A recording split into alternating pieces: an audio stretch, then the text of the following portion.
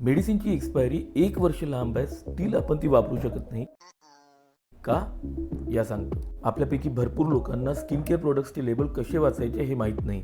Expiry date and shelf life या दोघांमध्येही खूप फरक आहे. फॉर एक्झाम्पल, तुम्ही दुधाचे पॅकेट बघितलेच असेल. त्याची एक्सपायरी 4 महिन्यांची जरी असली तरी ते ओपन केल्यानंतर 2 दिवसातच वापरायला लागतं. असंच काही स्किन केअर और कॉस्मेटिक प्रोडक्ट्सच्या बाबतीत सुद्धा आहे. जशी या प्रोडक्ट्सची एक्सपायरी आहे 12/2026, म्हणजे जवळपास इथनं 2 वर्ष लांब. इथे बघितल्यानंतर you will come to know की हे एकदा ओपन केल्यानंतर लगेच 12 महिन्याच्या आत वापरायला लागतं. That is called shelf life. असेच आणखी एका प्रोडक्टबद्दल आहे. एक्सपायरी इकडे 10/2025ची आहे.